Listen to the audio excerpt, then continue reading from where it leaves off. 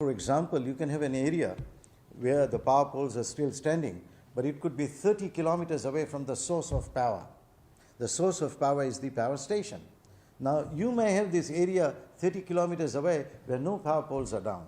But the fact of the matter is, you cannot liven that area because the source is here. That means the lines right from the source all the way up to that place, all these lines, they need to be repaired first. Unless you repair them, you're not going to be able to push the power out there. You see what I'm saying? So like, for example, you chose some areas, selectively and saying that this area there's no power poles which are down. But if prior to that area there is down, then we need to do that. Another important thing, I think it's important that everyone understands, is that we have 204,000 customers. All of them want the power supply the next day. Do we choose areas? For example, if someone said, why is the power in Nakasi still not on? Then the guy in Wailoa can also say, why is my power not on? Why is Nakasi on? So everyone has an expectation. But what we need to realize that if you are at the end of a power line, then obviously because of your location being at the end of a power line, unfortunately, you will be the last one to be served, because systematically from the source of power to that end of the power line, we will go repairing. Because unless you repair all these things, the power is not going to travel up to there. Okay? So all I'm saying is, simultaneously, we try and address all of these areas. Like, for example, if you take Suva city, between Suva and Nosori, you've got such a big area. Now, if you spread all these teams, keeping the essential services in mind, right, obviously, I think you will definitely understand. Like, for example, we don't have unlimited labor force. We have limited labor force, right? You cannot just employ people for a cyclone and keep them on your payroll. It's costly. It's going to be a cost to the company. Obviously, if it's a cost to the company, finally it has to be reflected in the tariff. And the tariff has to be an affordable one. So all I'm saying basically is that we have, any company you go to in this world, they will have certain labor force that the company can successfully afford to conduct their business. So all I'm saying is that with the resources that we have, we try and spread them out in respective areas.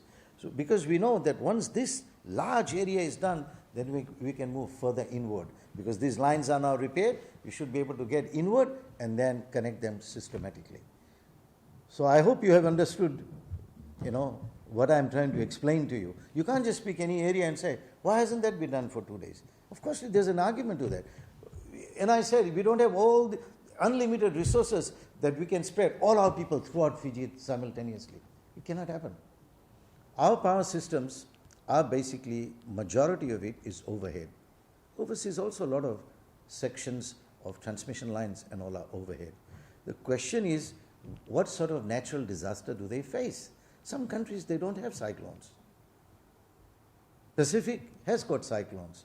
You like, for example, Philippines. Philippines probably has 15 cyclones in a year because the location, they are in that area of the world where a lot of cyclones are attracted. So the global norms are very simple. This is not rocket science. You have to systematically progress. You will have the essential services, then you'll have the commercial and the CBD area, then you have the residential areas, and they're systematically tackled. No power utility in this world will have unlimited numbers. They have numbers which they financially sustain. If I asked you a question, how many people does Communications Fiji Limited have? Then you may say X. So if I tell you, why don't you have 2X? Obviously because you are financially sustainable with that X.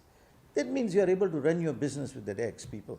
So same here, EFL, basically the cyclone season is a few months, but we can't just have unlimited number of people, but we do hire contractors. That's what we have done. What we do is, we have about 400 people engaged right now in restoring the power lines, Fiji-wide. But then we have more than 15 contractors working for us. When we did Lambasa and all that after, we had almost 15 contractors working for us. So what we do is, we have over the years trained up many contractors. And these contractors are actually engaged, in the construction of power lines throughout the year. We engage them because, we are making new power lines, right? To actually, as part of rural electrification, which the government funds, we make new power lines to connect new customers throughout the year. Last year we did about 70 projects. So all I'm saying is these contractors are utilized, so they're familiar with the aspect of the work. There is a certification process and all that. So together with the EFL workforce, we've got all these contractors. So the contractors obviously pay them as they do work. So we take each particular project. Like for example, out of a cyclone, what we do is we'll quickly see, we'll take an area, we say, okay, this is the damage in this area, okay, this is what we'll pay you, you happy? And we say, he's happy, then we give them, we make the circuit safe, and they go and then repair the lines, and then we energize. So we use contractors to the EFL. So global is the same thing. If you thought it's anything different, it's not. It's the same thing. Earlier, we have been tackling cyclones. I have been personally tackling them for 42.5 years. And I can tell you, over the years, we have carried out whatever needed to be carried out to polish the procedures. Remember, it's not, the intention is always to quickly restore power supply, but the paramount thing is the safety. Remember, let me give you an example. You know, I had at least 200 people from Viti-Levu who had gone to Vanuatu-Levu after they had finished Viti-Levu after Cyclone Yasa to go and restore power supply out there. Okay? When they finished the work out there, they finished on Wednesday the 26th. And in the next couple of days, they came back and Saturday.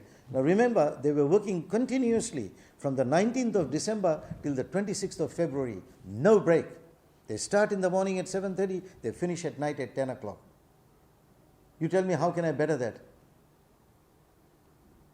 Can anyone work continuously for more than 40 days from morning till evening, night? It's tiring. I have done this myself in my early years. I know what it means.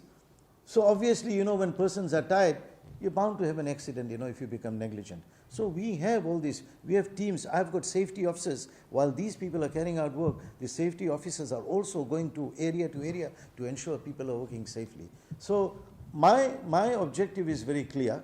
We have a work to do. We want to make sure we don't lose anyone. We want to make sure it's safe working, especially the EFL personnel. And remember, there's always, no one can say I've learnt it all. So as I said, over the years, we have tried to, I remember in my early days in EFL, you know, there were many unsafe procedures because of the rush to restore power. But we can't do that now. There are laws regarding safety and all that. So all I'm saying is we need to do it safely. And I'm telling you very, very sincerely that if someone thinks, right, that I need to have power supply in my house within so many hours, buy a generator. That's the alternative. But if you expect that EFL, after a cyclone and flooding, should be able to restore my power supply in 2 or 3 hours, there may be some areas we are able to do. For example, the CBD, a lot of it is underground. So, you know, we may be able to do it quickly. You know what I'm saying. But if you are outstretched in certain areas and you've got overhead power poles and all, we need to inspect everything. We need to inspect.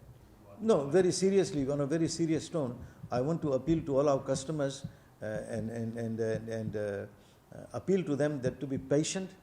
This is not an easy task. As I explained, my people have been working tirelessly, you know, right from December 19th till, you know, as I speak right now.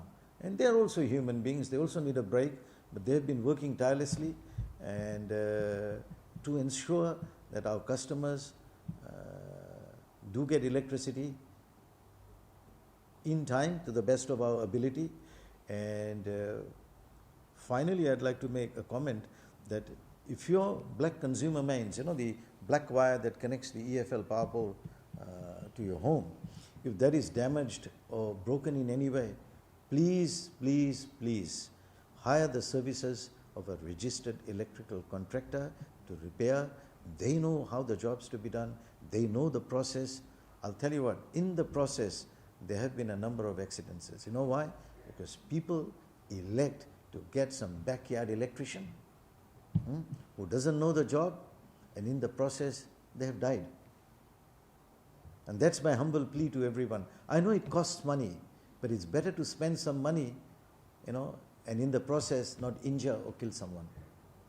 So please, if your mains have been damaged, then get the services of a registered electrical contractor to fix it up. They know the entire process and they'll get your power supply back to you in due course. But in the process, you have a proper job done and it ensures your electrical safety going forward. Thank you.